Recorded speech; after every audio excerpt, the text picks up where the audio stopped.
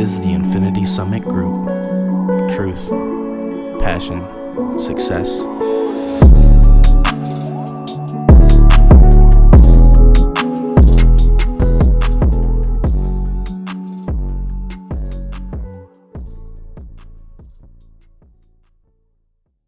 Hello, everybody, and welcome to another Infinity Summit Group podcast. Today is October 16th, 2023. We got a special guest on here today, but before we get into that, I'm Noah, pilot, husband, father. It's what I do. Oh, yeah. This is X, bartender, aspiring entrepreneur, hopefully real estate owner in the future, and yeah, see how it goes. Heck yeah, here's Logan.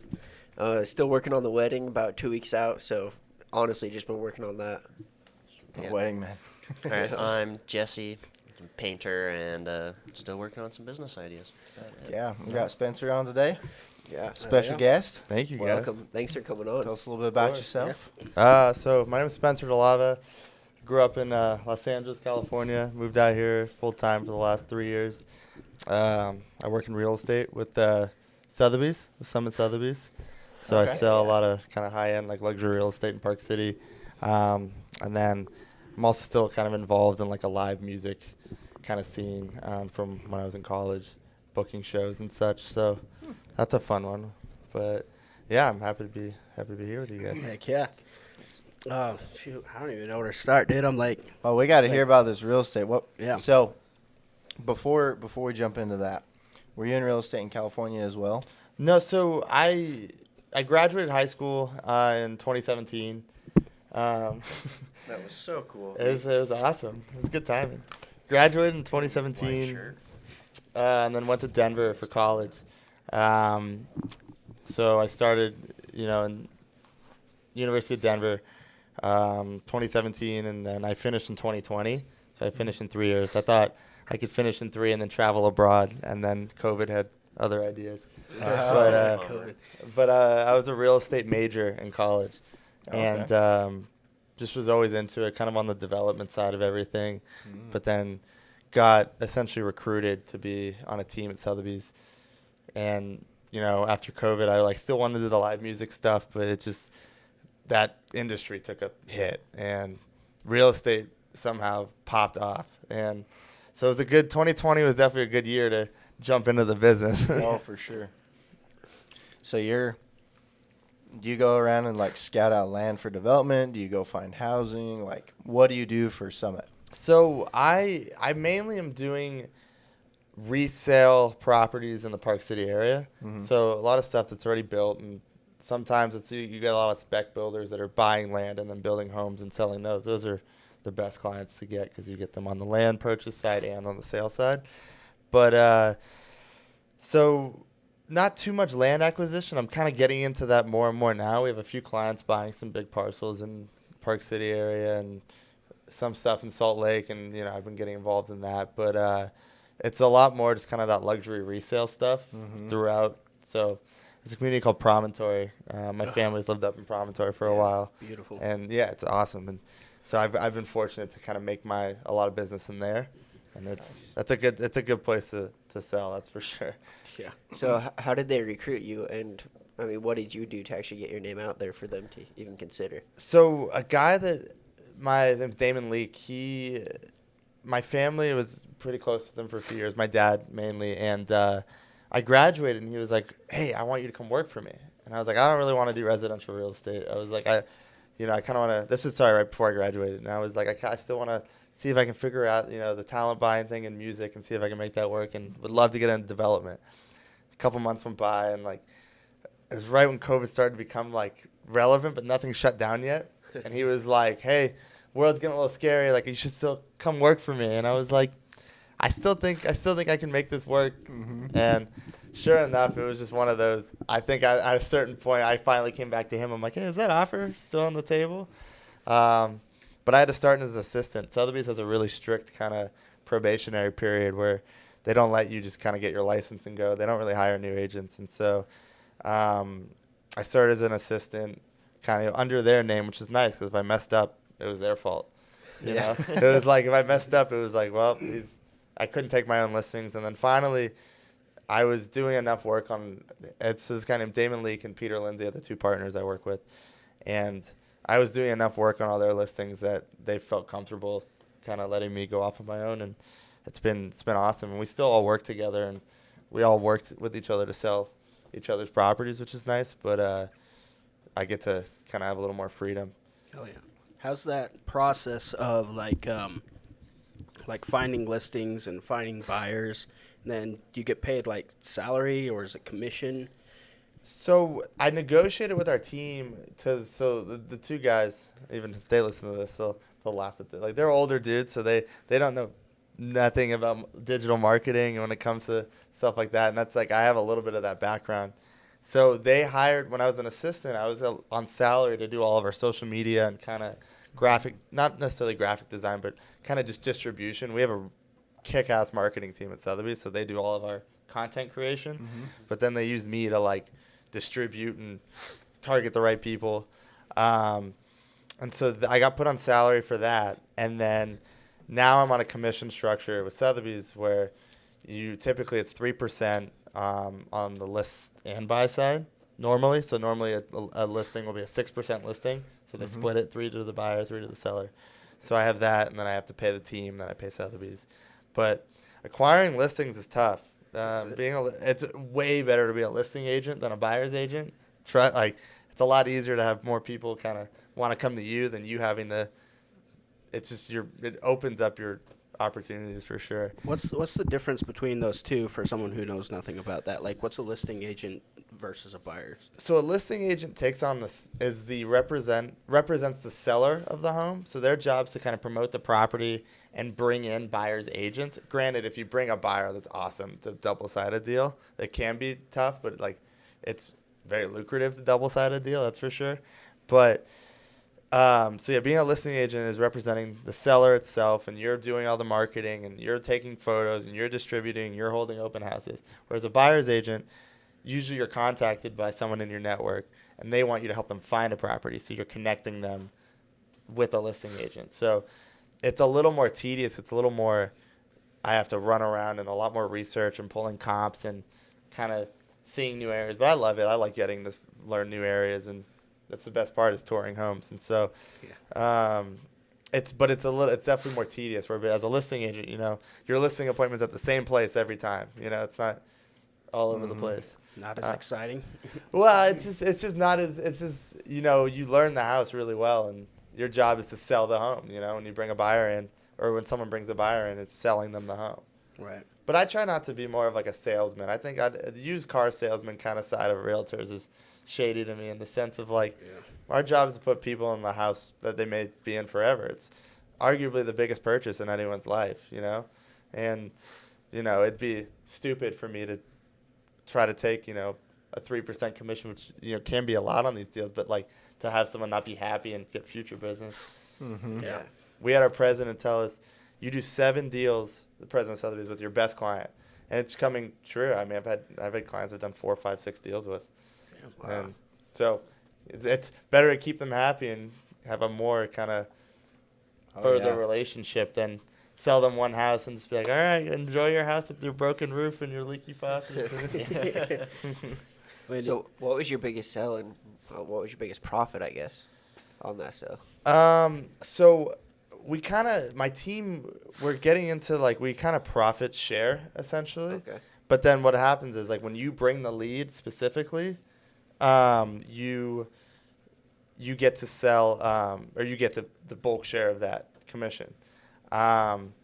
So there's a deal we have right now as a team that I can't talk too much about, but it'll be, by the time it closes, it should be one of the most expensive homes in Utah history. Really? Yeah. Oh, that's awesome. But so my first deal, if that helps, the first deal I ever closed on my own was $6.2 million. That's what it closed at. And that was mine, so I got to keep the bulk of that commission.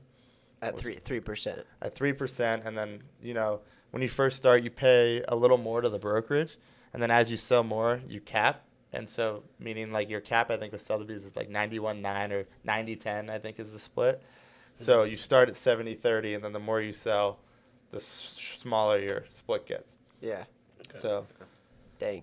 So yes, so it's been good, and like our team's pretty successful, and we kind of dominate the promontory resale market, which is fun.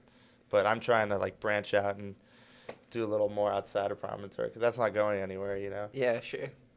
So what else do you do besides real estate? Well, so for work, another thing I've been doing is in Denver, I used to kind of be in the talent buying live music space, so booking shows here and there, a lot of club stuff. I would DJ every now and then, which is fun, but that doesn't pay bills. It's more or less just a fun night out and an excuse to drink for free and have all your friends party at your table. Yeah. But the talent buying stuff, I'm trying to kind of get back into a little more here, and it's been going well, and I think I can see myself doing that a little more. So is that DJing? No, talent buying is so basically you're the connector between the venue who's booking the show and the agent slash artist.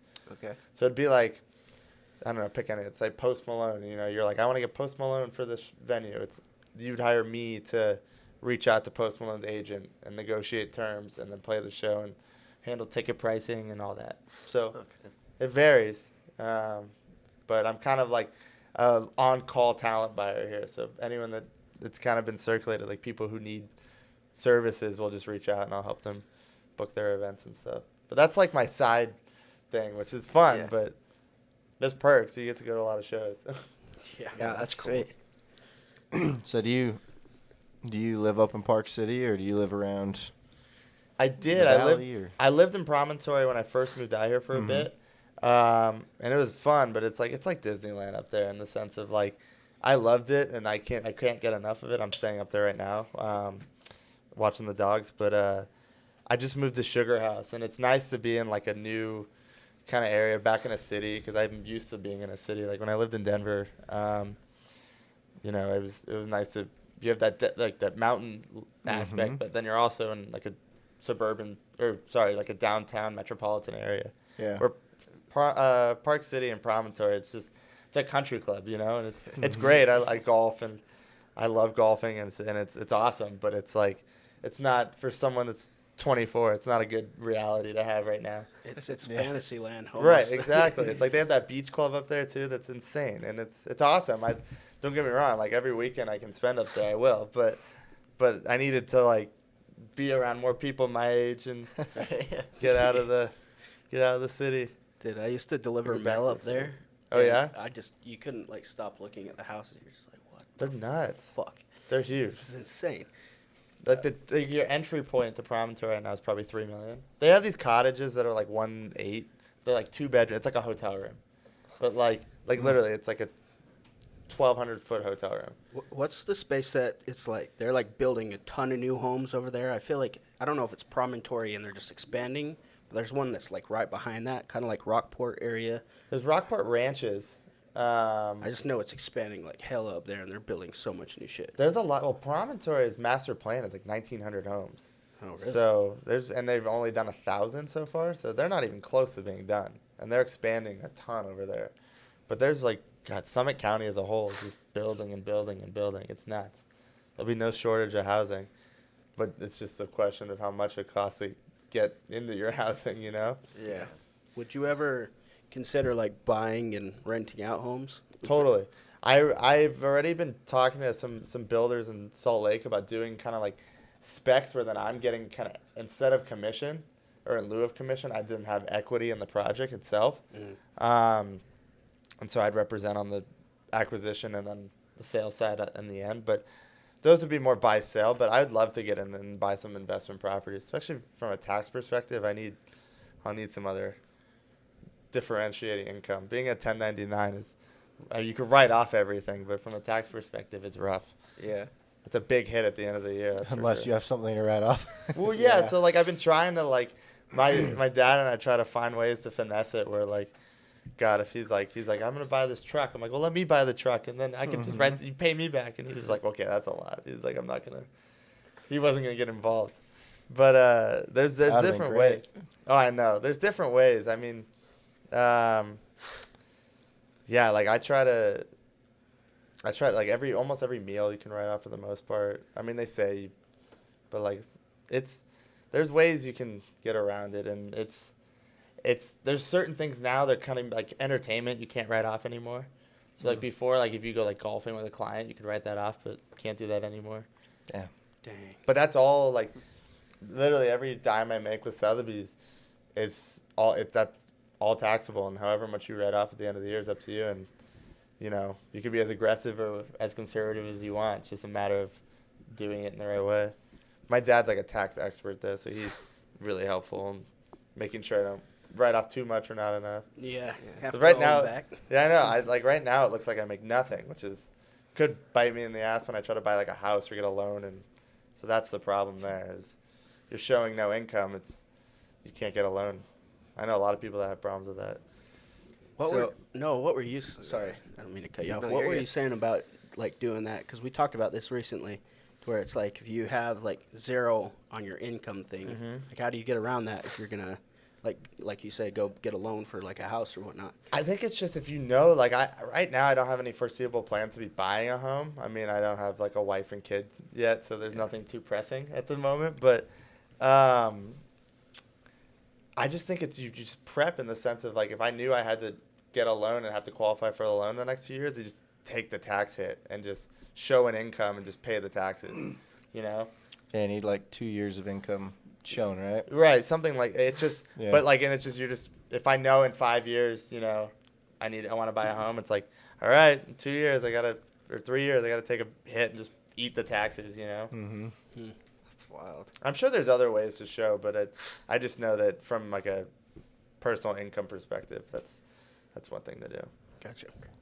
Are you with that? Are you not able to create? Sorry, Luke. You're good. Are you not able to create a business that doesn't like around that doesn't show a loss or a gain, and then just the business pays you a salary or something or a commission? You can't. I haven't done it too much with my job yet. I'm just finally in the kind of making like good money phase. Like when I first started as the assistant, like I was doing fine. The beauty was I was living rent free, and it was basically covering my like extra expenses, which was really nice and I was very fortunate to be able to be in that position. But now I'm in like I gotta like there's a lot of money coming in and I gotta figure out what to do with it. So I think I'm gonna get into more of a realm of trying to figure out how to like put myself on salary on my own company. Yeah.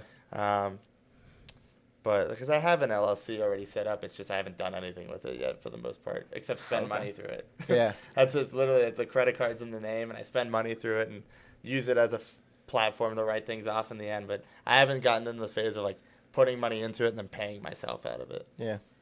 Gotcha. But I should get into that. I was gonna say that's one way you'd still end up paying taxes, obviously, but Right. you'd report that income and you'd have a business that was able to write off most of it. Totally. Yeah. Yeah. So on average, how many deals are you guys closing a month? A month? So it's changing now. The market's definitely shifting from what it was. But, God, I'd say a month, we're probably doing 3 deals on average as a team. Okay. But it's funny. It's like sometimes it's one of those like when it rains it pours things where like sometimes like I'll be rolling and I'll be cranking deals out, and then our other partner will be cranking deals out and the other one's cranking deals out. It's just there's times, and then there's times all 3 of us are cranking. So it's nice because there's always someone contributing, and then we always have something to do. It's because we all help each other out. But it's definitely slowing down a lot. Is it? Oh yeah. So what do you think it's going to look like in, let's say, 1 year from now? God, I wish I could predict the future. Sure. But I just think as rates keep going up in Park City, and I'm fortunate with the market I sell in, it is pretty kind of protected in the sense or insulated, where there's still so many cash buyers, but Yeah. people are just scared. People just don't want to park their money and put that much money somewhere right now. But at the same time, it's like, then where do you keep it? You know? Right. Like real estate's a pretty hard asset. That's not. Could it go down in value? 100%. And real estate always kind of goes like a wave. But I mean, you're selling to the top 1%, really. right. And so in a year, like in my market, like specifically, I think prices will come down a little bit. There's already been a correction of all these people, you know, pricing aspirationally, thinking they can still get COVID numbers, and it's just not the case. Like I've been telling people on listing appointments, I'm like, we'll go into a conversation. I'm like, okay, do you want me to list your home or sell your home? Because those are two different values right now. People just throw their property up on the MLS and just are like, oh, we'll see what happens. And I'm like, having those days on market just keep running up just kills the property value. Yeah. But I think in a year from now, prices will just come down a little bit. And hopefully then you get those kind of vulture buyers who think like, oh, I'm getting a deal, you know, and come in and swoop it up. Sure. So I'd be happy to represent those people as buyers. Why don't you have a house? What's stopping you? I don't know. I think it's just the act of just pulling the trigger and doing it. I also, right now, the interest rates are just so bad. I also missed a good time. When rates were basically zero during COVID, I wasn't quite making enough. I also have really expensive taste for myself that like my family kind of instilled this killer mentality of like all or nothing. Yeah. So I want to be able to like do like, you know, have my first house be like something I really want and earned, and like not buy something to be like, okay, this is my starter home till I move. I want to be able to like but then having said that, I don't want to rent forever. Mm-hmm. So I may have to be realistic at a certain point, but sure. As of now, I'll keep dreaming. Yeah. What could you afford right now if you're going to? There's like a few, like, are you saying like budget wise for a home? Yeah. I think it depends. Like, I mean, God, with rates currently, comfortably, like I could put myself in. You want it like area or price range or? Let's go price range. I'd say comfortably, I could probably afford a $500,000-$600,000 home. Yeah. And feel okay, you know, and like be like, okay, I'm good. But I just foresee in the next couple of years, if my business keeps going the way it is, I can see that jumping substantially. Mm-hmm. But sure. Again, I'm not saying my first home needs to be like a $4 million home in the mountains, you know. Why not? Well, I love that, but at the same time, like I was saying, I'll keep dreaming. But there'll be a moment, like I'll have a moment. Well, you know, I think it'll be because I'm just moved and just getting in the new city, and I know I'll have that kind of like aha moment of like needed. Hopefully, it's not someone being pregnant and needing to get more space, you know. Mm-hmm. So why did you move from LA to Utah? What was the draw? My family's been coming up here since 2002, so I was 3 years old, and it was a vacation home for us, and it was always a vacation. And my family had a place at Solitude, and that was the first place we went to, and then Bear Hollow right by Kimball Junction, and then Promontory in 2012, I think, is when my dad bought that house. And this was always just a quick, easy trip. It's from LA too. It's an hour-and-a-half flight.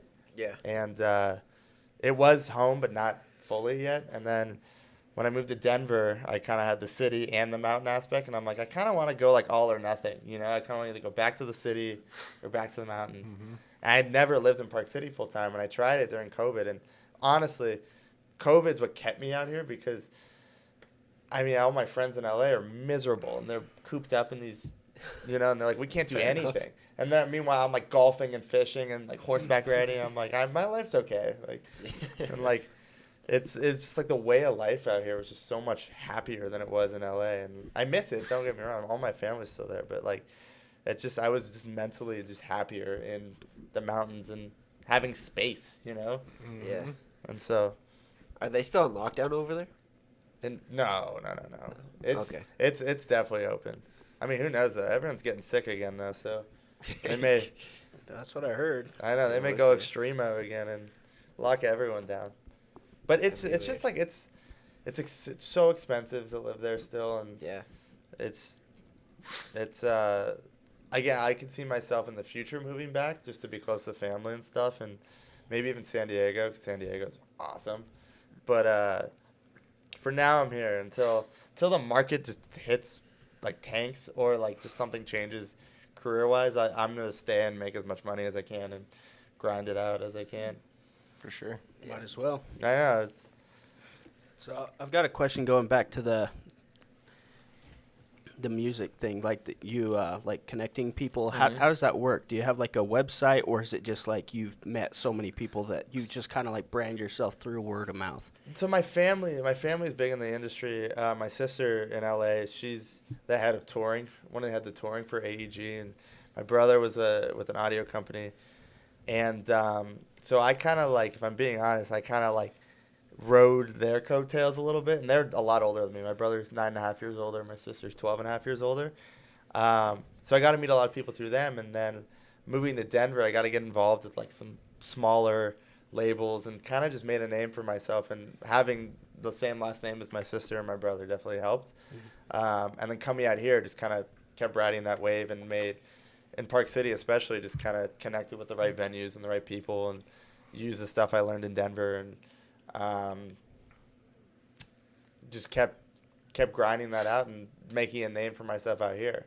Gotcha. So it's fun because now, like, my family will, like, my sister was in at a show, and some guy that I can't remember who the dude's name, but he knew me from Park City, and she was like, she said it was the first time she's been in a situation they knew me instead of her. Yeah. I love it. I was, little victories, but yeah, it's just like you were saying, it's a connector basically. So it's the venue knows that I can negotiate well, and I think the real estate stuff has helped with a lot of the negotiation. And so being able to get them an artist for a good rate and using connections I had prior and good relationships from past shows and performances to bring an artist here. I've been trying to do it in Park City for a while, but it's just no one wants to put up the money to do it. Yeah. It seems like that's the place you would go, though. I'd hope people have the money. Yeah, but it's just like the draw. Like, there's not a venue big enough, really. Yeah. There's stuff in Salt Lake like that, plenty big to host shows. And what I want to get into in the future is when I start making more money is being able to afford to do. And I would get probably other investors to do this, but buy out venues and just do it myself. Do it how I want to do it. The whole thing. Everything. Like, if staff could stay, great, but I'll handle tickets, I'll handle the artists, I'll handle everything.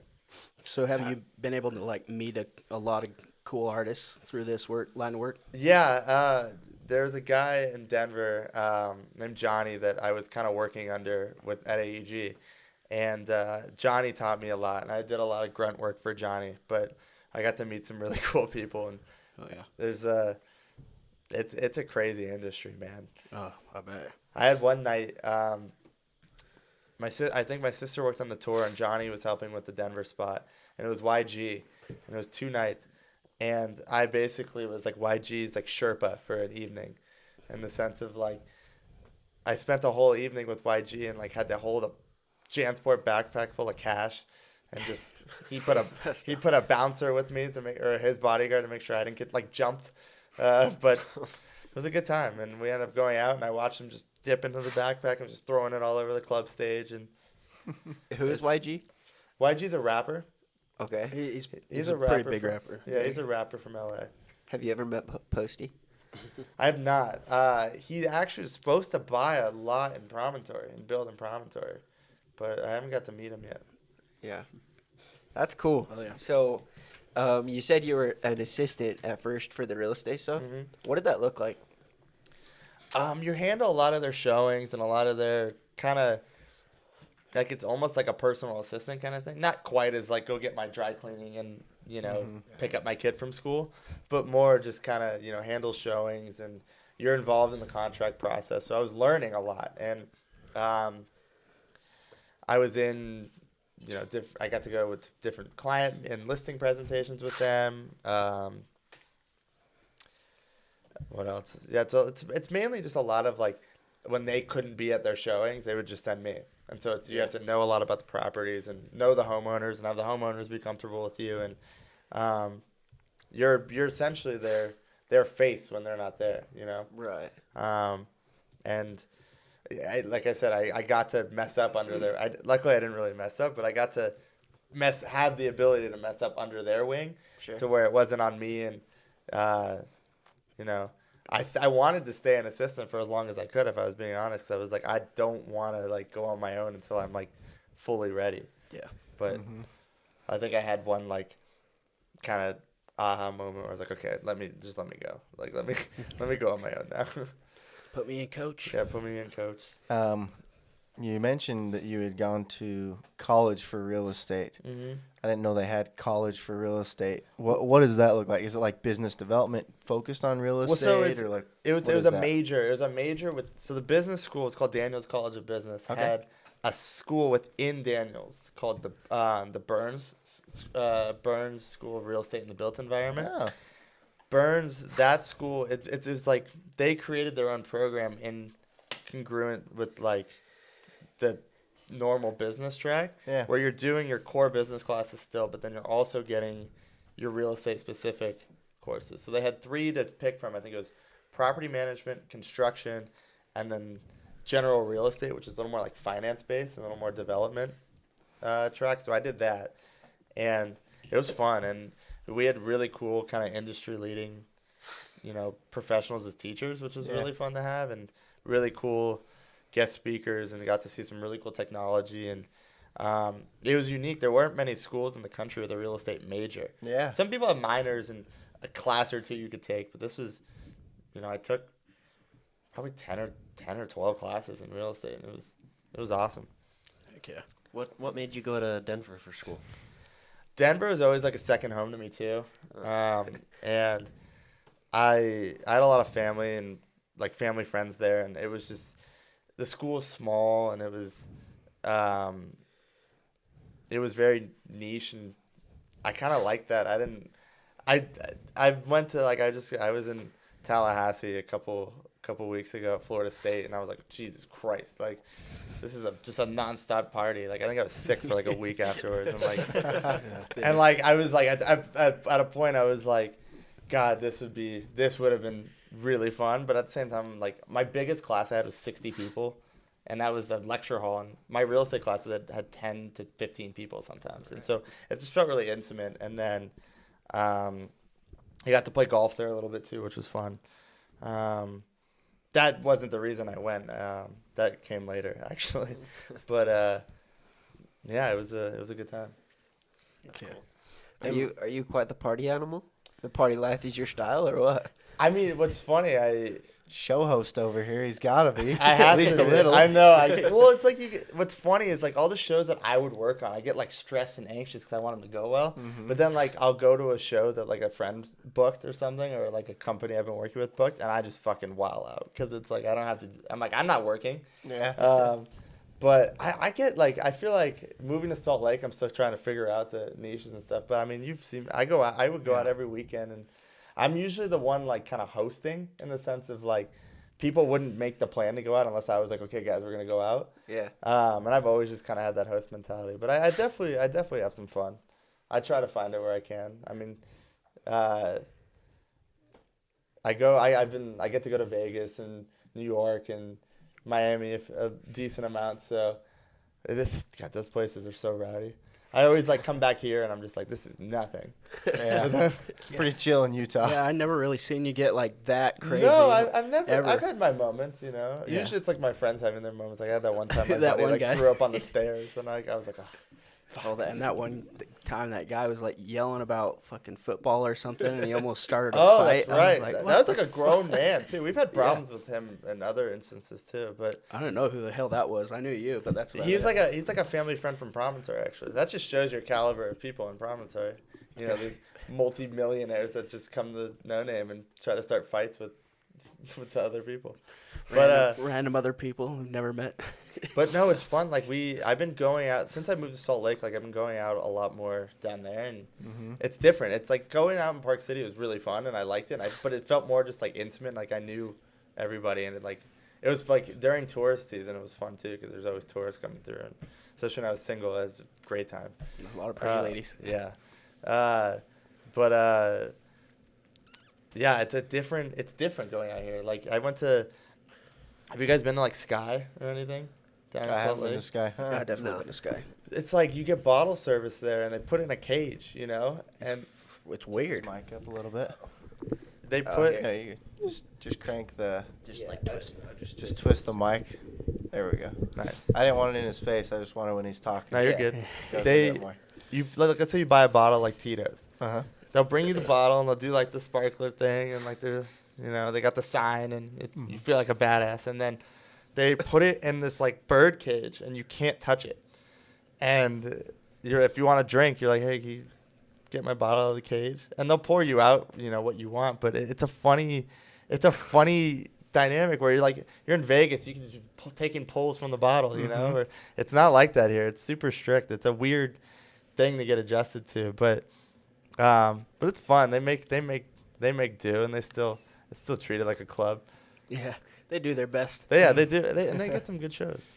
We don't have separation of church and state here. No, I like working with those guys though. That's a cool place. You want to go out in Salt Lake. I kind of like that Utah isn't like that, to where it's so crazy, because I feel like it would turn into everywhere else if it wasn't like that. You know what I mean? It is. It's like almost a unique thing where like I've never, because I have friends come visit and they're like order a drink, and then they get back to their table and they're like, what is this? Like I just paid $15 for like, it looks like someone spit in my cup, and I'm like, this is Utah, man. I'm like, you're gonna love it because the altitude's gonna offset where like you're still gonna get fucked up, and I promise. Yep. But no, like you're totally right, and it's a unique thing, and like I definitely think it kept me on a better track. Like it does. Like when I go out, I mean, having said that, Thursday was a rough one for me, but but when I think it does. It kind of keeps me a little more in check, and stuff is not as easily available as it was in LA and Denver and Vegas. Yeah. I can't just go and walk down to any convenience store and find a dude outside and buy my party there. I could. Yeah. Here it's a little harder to get. Yeah, which is a good thing. I have people come in all the time. The thing that annoys me the most is like, Utah sucks. You can't do anything here. I'm like, then go away. Yeah, get out of Utah. Yeah, it's not it's not a party state. Like if you're coming here for that. It's amazing how many bachelorette parties, like a no name, especially it's nuts. It's insane. On like Friday night or Saturday, we'll get 10. It's like the Nashville of the mountains. It's wild. There was like 2 or 3 in the few minutes we were there the other day. And they all look the same. Yes. All got the cowboy hats. Yep. Yeah. They're all blonde. They all blonde. They all got the about sashes. the same height. Yep. Someone's trying to slide down the stairs to go up to the loft. Almost every time. They're always trying to get on tables, and you're like, get your ass off the table. But no, like it's unique here, and I like it. It's different, but I enjoy it. I'm gonna be back in Denver this weekend, and I know it's gonna be like it'll be like nostalgia. I always love going back there, going to a Bronco game, and then going to a show at Red Rocks. It'll be nostalgic. Yeah. Sweet. I heard Red Rocks is just epic. It's beautiful. It's gorgeous. The sound, for whatever reason, is just amazing. Yeah, the sound is amazing, and it's something about. I'm okay, thank you. It's something about the acoustics of the way the rocks are, and it's just, if you go high enough up in the venue too, you can see like the Denver skylight. And when I was in college, God, I went to. In the season, I felt like I went to a show a week at Red Rocks, and it's incredible. You guys should definitely pick a show you want to go to and go, because it's remarkable. I've never been to Colorado, and I'd like to. You should. I need to shoot up there. Denver's a fun city. You'll have to get some pictures and post it. Yeah. I will. So we could at least check that out. Yeah, I will. I'll get some content for you guys. Colorado is literally Utah if there was less laws. Yeah, that's a good way to put it. It's like, I like it. I always describe like kind of like Utah. You never see like fat people because everyone's active and in shape and does something active. People mountain bike, people hike, people, like everyone's always doing something.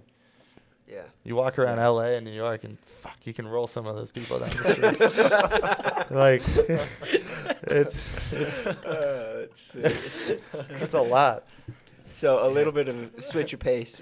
Do you budget?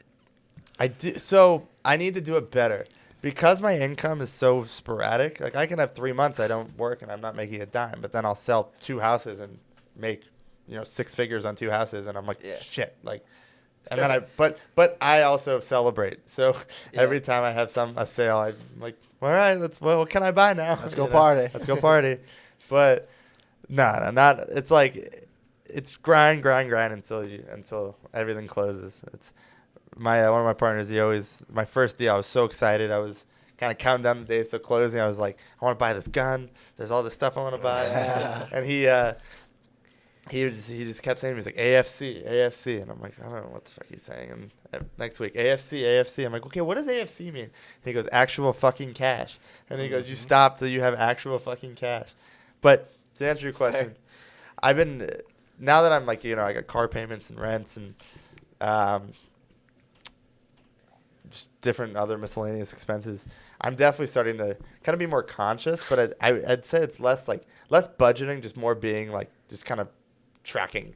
Yeah. It's like I have less of like, okay, I'm putting this aside a month, but more just like, okay, don't spend more than this a month, Or if I'm overzealous and I'm taking trips and going on all these fancy things, I'm like, okay, I got to sell another fucking house. It's like, it's a weird kind of revenue stream. I feel like if I was on salary, it'd be so much easier to budget because you're like, okay, this is exactly how much you have coming in. Yeah. You know how much your rent is, your car payment, you know how much you can allot for that. But it's random and, it's one of those, you may not see anything for 4 or 5 months, but then, boom, you get big sale or big check. Well, salary, that would be a pay cut for you, right? Unless you said. Well, unless I found a really good job. But it's because what's nice is you're not capped to how much money you can make with real estate, you know? Mm-hmm. You can just keep selling. And it just shows, like, it's just how motivated how motivated are you? And I'm not the cold calling type of, I'm trying to, like, make kind of more like natural relationships when it comes to real estate in the sense of like I want someone to work with me because they want to work with me, not because I convinced them to, Like there's a lot of people that, on listing presentations, like I'll get you top dollar. I'm going to be at your daughter's wedding. I'm going to, you get these people that are just like overpromise and are just selling themselves so much. And I'm like, I'd want someone to like know who I am and be like, okay, I'd rather work with you than the used car salesman over there, Mm-hmm. Yeah. But so, I mean, it's just, you can work and you can make as much as you want, but you can also make as little as you want. I know some agents that just want to sell a house a year, make a lot of money on that one sale, but then chill the rest of the year. Right. Have you thought about starting your own brokerage? That's happening a lot right now in Park City, and I just don't have the resources. One, that it's expensive to just kind of fund all that, and I was approached by a new brokerage in Park City to join, and I just, I didn't want to be the first agent to go because it's like if they fuck up, then like I left something good, and like I don't want to, leave Sotheby's is great, and I love working with them, and I don't want to leave what I have there, but maybe like I could see potentially in the future, but right now I'm just kind of riding as I can. Yeah. Just kind of that makes sense. trucking along. Hell yeah. What? All right. Are you looking to have like a family and settle down ever? I am. I've been in 2 long-term relationships before. I can see myself soon getting in a third. There's a girl I met actually at Sky. Yeah. Actually, you met her. I came after sushi one night at No Name. Yeah, I remember, and you guys sat like Right towards across, the right back. by the shuffleboard table. Yeah. Yep. But I actually met her through a good friend of mine. It was his 24th birthday. No, I think he was 26 he turned. And we went to Ludacris at Granary. Nice. And we had like a table for Ludacris, and she was our server. And I met her that way. And so we'll see how it goes. It's getting serious. She's coming to Denver with me. Oh, cool. Yeah. It'll be fun. But so, to answer your question, like, I do want a family. And my siblings just had babies, and I love my little nephews, so I know I'll definitely want some of my own in the future. Yeah. How old are you? I'm 24. I'll be 25 in January. Okay. That's wild. Hell yeah.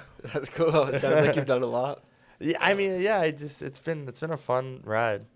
I've been enjoying it. I'm like big in sports betting now. That's my new like thing. What's that about?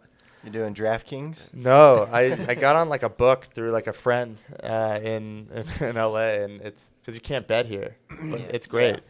But we do a lot of sports betting. Like my dad just like got into like racehorses, and so I got to go to the Derby this past year, which is awesome. But like I think that sparked my gambling addiction. But it's no, it's fun. It's so easy when you have it on your phone. It's just like when you go to Vegas, like you have to get to the casino and you have to sit down at the table and you're drinking and there's the environment and like it's different where I can just like literally be sitting here. I'm like, oh, I'm gonna bet on the game that starts in 20 minutes. Is it profitable? At times. Seems so What's your dangerous. ratio losses to I'm up right wins? now. I think I'm up in the book. Since I got on the book, I definitely am up because my dad had a few horses running that I was putting big money on that ran at like 6-1. One ran at 12-1 and won. And so $100 bet on a 12-1 horse pays $1,200. Okay. So I've been up in the book, and I'm not doing big, but I'm in the I love to do those like $10 parlays that'll pay like $600 if they hit, and I've just been getting L's on all those in the last like couple weeks. But it's fun. I enjoy it. It gives you like a stake when you watch it, you know? Yeah. Because you're like I was watching like Lithuanian basketball the other day. I'm like, I can't name it. I'm like, I don't even know where these teams play. Like, I don't even know where they are. But I had a stake in it, and I was like, I need number 9 to score 12 points. See, that would be the only reason I would ever get into sports. I feel like if I was, Betting? like, yeah. If I But like, bet do you on watch like fighting or anything? it. I like UFC, but I'm not gonna like. I love UFC too. Do you? Like, It's a yeah. big fight this weekend. Is there? I don't know shit about it. Usman's but I like fighting it. Chimaev, and then Volkanovski's fighting Makachev, which will be a big fight. Those fucking Dagestani guys just scrap. Like the dudes from those dudes from where like Khabib's from. Mm-hmm. This is bred to fight. Yeah, they're wild. They're wild. Who's your favorite fighter? Oh God, that's tough. O'Malley's right now is probably up there. Sean Yeah, I O'Malley like is Sugar. just taking over. The Sugar Show has been fun to watch. Yeah. Yeah, he has a sweet pod. He's cool. He's just cool, man. He's Yeah. young too, and he's like finishes fight, wins, and he's like drinking on the in the octagon. Like he doesn't care. Yeah. It's crazy. Who's the hillbilly dude? Oh, Cowboy, Cerrone. No, I don't have my phone with me, or else I'd look it up. But What is it? he's Just just look like, up hillbilly UFC. Yeah, later. he's a UFC guy. He shoots guns and shit, and he's all like Trump supporter. Oh, Colby Covington.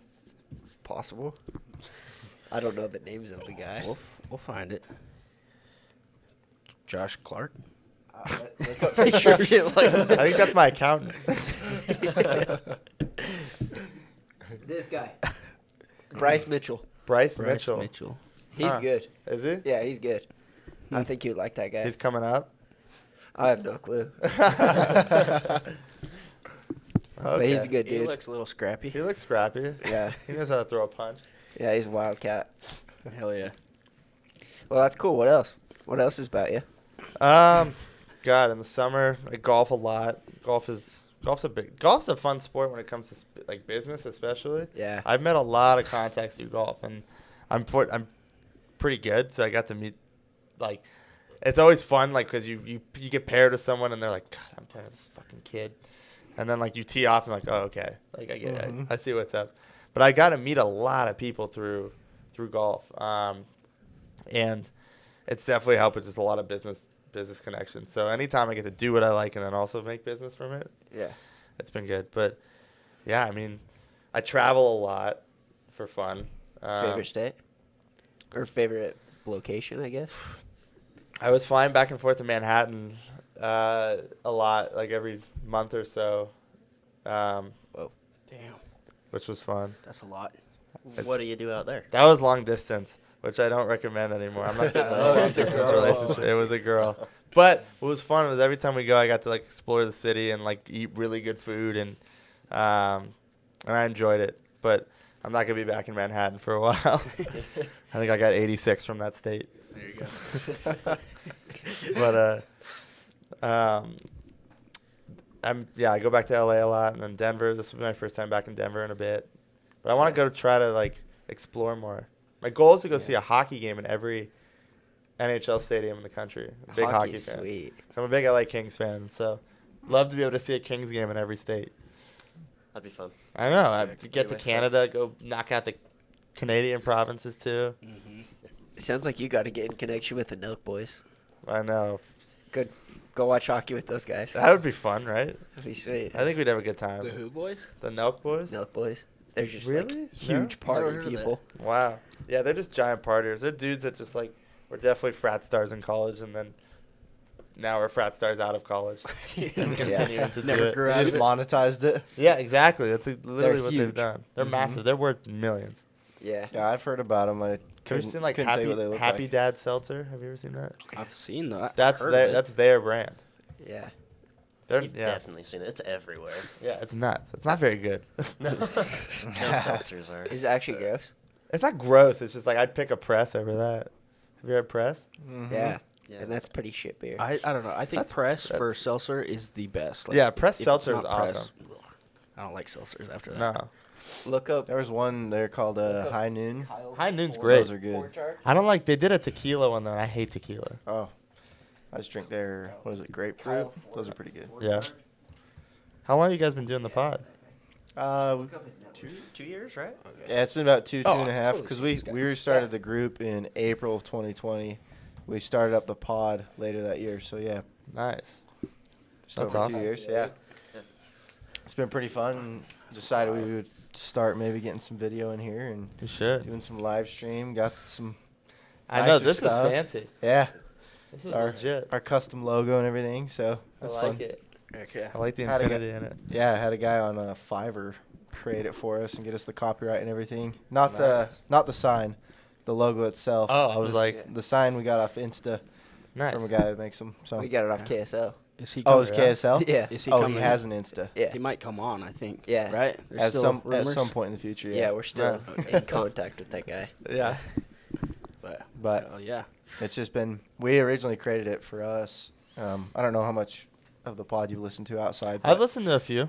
basically, originally created it for us. Like, okay, we're gonna do good in life. We're gonna improve. Yada yada. And we're gonna hold each other accountable.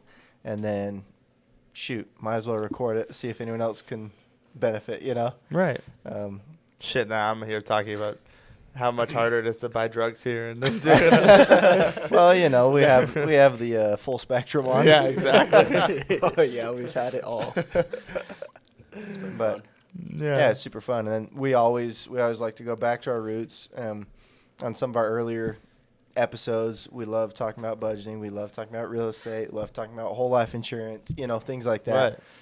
Planning for your future, setting up trusts. Like that's like the basis of it, and then start building and growing from there. And it's super fun. I'm big on the setting up. Like I started for my two nephews. I started them on like a savings account that Yeah. my goal is by the time they're in, I'm like my goal is put enough into it by the time that they're in college that I Yeah. can at least pay for a year of college. That's my Awesome. goal. Are you? Do you yourself have like 401k, IRA? I have a SEP IRA. You know, What is that? so SEP IRA is being a 1099. Oh. Being an independent contractor. It's basically an IRA for independent contractors. Okay. So there's a cap every year that you can put into it. Yeah. So obviously you want to, if you can, you want to put the max into it. 'Cause course. it's not taxable. Mm-hmm. And then I can transfer my SEP IRA to a different account. I use Fidelity, Oh, nice. and Fidelity will manage that for me. And then Fidelity's who's doing my nephew's accounts. But I joked to my siblings. I'm like, second I have my own, or you guys have another one. I'm like, I gotta chill. I'm like, I can't be Yeah. funding everyone here. But yeah, just something to like have the money grow. I've been trying to like every sale, taking a piece of the commission and putting it back into the Fidelity account, and For just sure.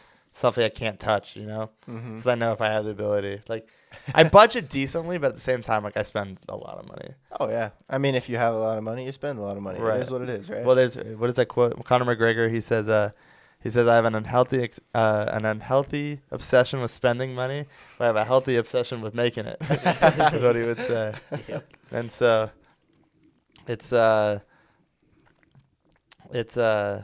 yeah, I gotta just keep on it, and just while the market is still doing all right, just keep Yes. grinding, getting new clients, and moving to Salt Lake is gonna help too. We're getting a lot, kind of weird amount of new business because of our team basically advertising like, hey, now we have presence in Salt Lake, and a lot of people are kind of coming out of the woodwork and be like, yeah, we'd love for you to sell in Salt Lake. Yeah. So hoping to take on some like little developments down there. That'd be sweet. Yeah. Well, when and if you get around to it, look into mutual whole life insurance policies I will. because it's very similar. Well, I use it instead of like an IRA, 401k, whatever. Mhm. Very similar. You put money away every month.